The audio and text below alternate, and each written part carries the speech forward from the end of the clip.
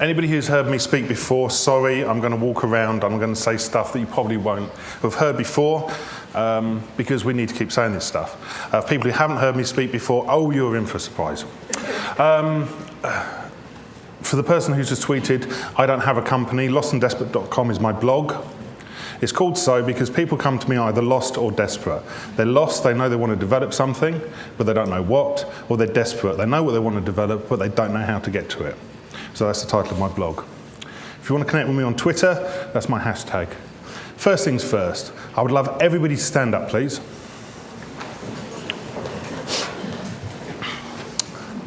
Okay, if you're not on Twitter, sit down.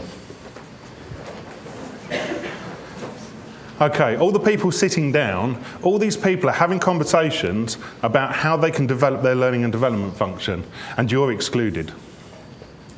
For the people who are still standing, if you only tweet once a month, sit down. Okay, to the people who've just sat down, there's lots of conversation happening that, again, you are not part of. Okay, if you only tweet, say, once a week or so, sit down. Okay, I'm with everybody else standing up. Where do we find the time? I'm on 17,000 tweets or something stupid like that now. Thank you, everybody else can sit down now. The point of that is to demonstrate there are lots of conversations happening about how we can move ourselves forward. I've been saying this stuff for about 2 years, and I will continue to say this stuff because this stuff really matters and it's really important. It's important simply because our priorities have now changed. What our organisations expect from us and what we need to be delivering in form of learning and development is now fundamentally different to what it was. Yeah? We need to start supplying 21st century skills for people. Ask not what the business can do for you. How many of us have got training rooms? How many of us had to badger financial directors to get good training rooms? How many have got good IT, etc.? I work in local government. I'm working off a Windows XP computer. I have Internet Explorer 8 as my default browser. I have no Wi-Fi or cloud access. That's where I'm working from. I have no budget. So it's not about going to my business and saying, I need to develop, I need technology, because we haven't got the money. In financial terms, in my previous organisation, I took my learning and development team from 9 down to 1 because I had no budget. I have to take out, or our organisation has to take out, something in the region of £45 million in the next financial year. That equates to about a quarter of our workforce, potentially. Deliver something really innovative with that. So that's what I did. What I've stopped doing is just-in-case learning. How much of us do stuff which is compliant, has to happen, just in case something happens? How much of our catalogues and calendars is built around just-in-case learning activity? What we've started to do is to move on from that, and we're moving on to just-in-time learning. And that's been driven, I think, to a certain extent by the vendors, by the way that the content can be pushed to people. There are loads of ways that you can push content to people now. Do it on a mobile, do it on a tablet, do it on a computer. But it's still fundamentally about pushing content to people. I think this is an amazing picture. 30,000 people at a concert, everybody making their own copy of what is going on for themselves. This is personalisation. This is people taking content and making it available for them at a time when it is appropriate for them. And that's how we need to think about changing our learning function. We are no longer pushers. Want to buy a course? Want to come along on a course? Well, we sell it. Want a course? And we're selling this stuff, and we're marketing, pushing content at people, and that has to change. Clothesline Paradox, a guy called Steve Bayer wrote about the Clothesline Paradox in 1975. He was talking about solar energy. He said, I can put my clothes on a washing line and they dry. Or I can engineer a tumble dryer, I can measure the cost of the materials, I can measure the cost of the energy, I can measure the weight of the clothes when they go in, so how dry they are when they come out. I can see how much it would cost to recycle. I can measure all of those things. or I can put my clothes on a washing line. How much of the activity that we undertake within learning and development now is about measuring every individual part of what we do? How many of us build an environment where people can just go and learn stuff? How many of us build a garden where we can hang the learning up on a line and people will learn stuff? We don't do that. So against all of that context, and no budget, and losing my team, I was told to reinvent how we did learning. So I had a go. And I built this. I've used the language of innovation, and I've said that all learning interventions that we build will be either sustaining or disruptive. By sustaining, I mean mandatory, required, regulatory, compliant, have to happen. The alternative is it's disruptive. By disruptive, it's anything else. Give an example. First aid. The number of breaths to number of compressions is a sustaining content piece. We must know how many times we do that. And that's a core input that people must learn.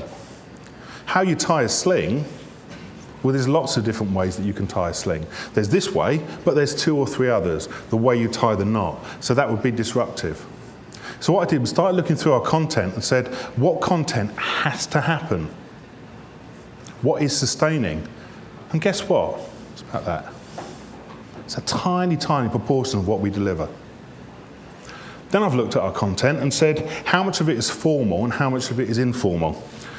In the purposes of this, I'm suggesting formal is requiring management or input from somebody else, and informal is managed by the individual. What we do in learning and development is to love stuffing stuff into that top left-hand box. We make it mandatory, and you have to go somewhere to get it. And occasionally, we'll stick an e-learning course on the other side, and that's the top right-hand box. You can do it if you want to. I once said all training is like Mexican food. It's the same content, just folded differently. E-learning courses are refried beans. They sit on the side. You can have them if you want, but the meal gets by without it. What I've said is we don't start in the top left-hand box, we start in the bottom right-hand box. So if you come to me with a particular need, this is where I'll send you. First of all, peer-to-peer. Who are the experts in your organisation? Who are the experts in my organisation who can help me do stuff? So if you have an issue around time management, for the sake of argument, who are the experts who can help with that? I'm not the expert. I go out and find the experts within the organisation. And I say, who knows all about this area? And allow people to connect with it. What I then ask for is user-generated content. Brilliant example of that this week, where in Lewisham, which is the council I work at now, my refuse collectors work on an agency basis. They tend to be refuse collectors on a number of different councils. They'll turn up at our depot and they have to unload a Mercedes. Particular Mercedes they might not have used before. So my manager has gone out and just recorded, this is how you do stuff. You press this button, you wait for this noise, you press that button. And that's a video available for any driver who is new and hasn't unloaded it before. Hasn't needed anything for me to do, they've done it themselves. They've just built content. Forums, what forums are available? LinkedIn. You can set a forum up on LinkedIn. Make it closed, make it private, and people can have conversations about content. Build them in Yammer. How many people have got Yammer? Loads of hands go up. Build a group in Yammer, make it available. Reflection, blogs, learning networks, etc. So you come to me with a particular need, we'll point you in this place first. Then occasionally there might be some content which has to be delivered, so we stick it in here. So build a wiki on it. Get a subject matter expert and the people around them to build a wiki saying this is what the content should be. It's not about the policies being pushed, it's about the people gathering the stuff that needs to be in there. And then that becomes the source reference material. Again, user-generated content. Again, we have forums. We have peer marking in here as well. So, what I did with my first aid, fire marshals. Fire marshal course completed, and they did an assessment.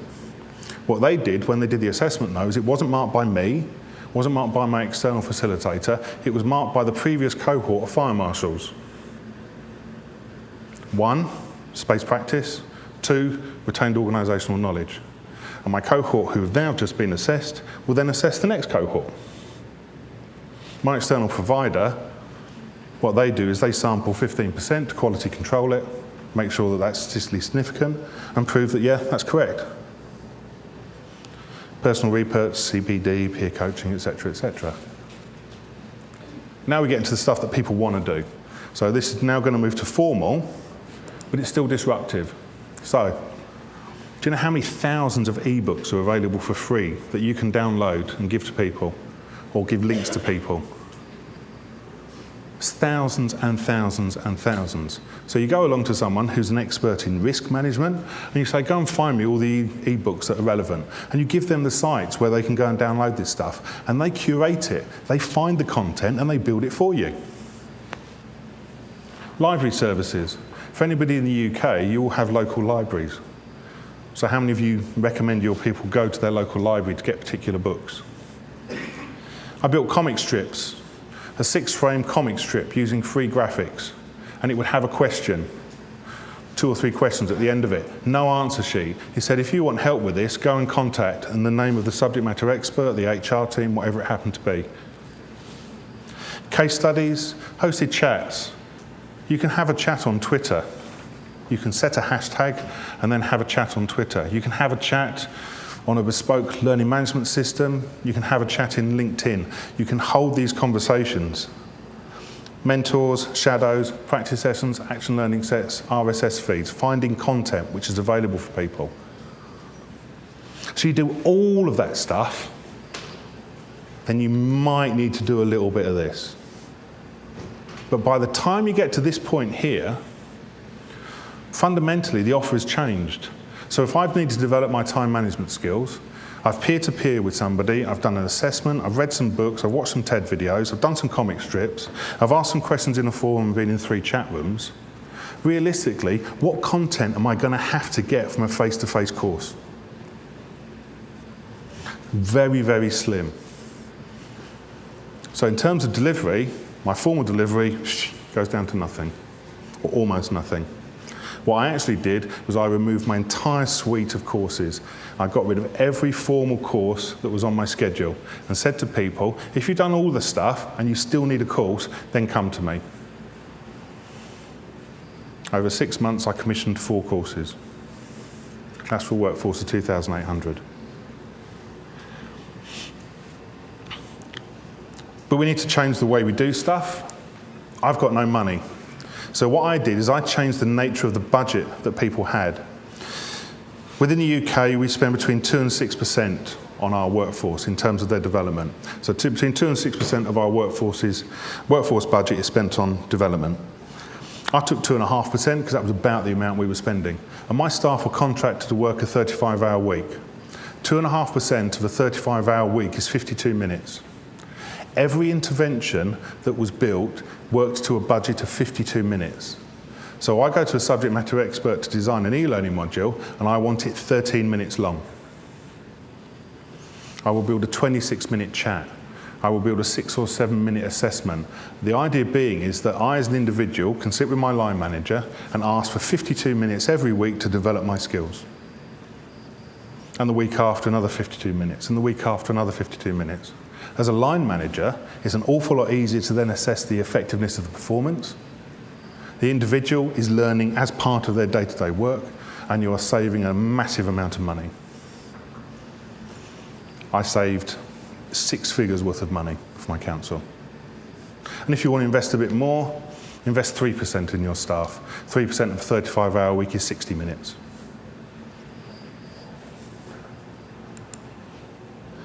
This is the reason we have to change why we do this stuff. This girl's 13 years old. Can you see what she's wearing? Yes, she's wearing a pair of Google Glass. Okay? Someone said, this is Google Glass, would you like to try it? She said, yes, please. She put it on. She said 4 words. How does it work? Within 7 minutes, she was surfing the web, taking photos, finding out how to establish content. She's 13. In 5 years' time, she will be your employee. Do you think realistically you can stick her in a classroom for 5 days telling her about your organisation when she can learn how to do stuff in 4 or 5 minutes? because this is our workforce of the future. I asked the question earlier on about how people are engaged. I have exactly the same conversation with my son, moaning at my son for being on Minecraft. My son is on Minecraft and he is learning social skills with people around the world. He is contributing to building a shared objective. He's resource managing. He's understanding the nature of relationships, and he's doing that through a computer game, and he's 13 years old. In 5 years' time, is he going to want to sit and read a click next e-learning module? We have to fundamentally change how we do stuff. Please tweet me, email me. We have plenty of time for conversation in the session. Thank you.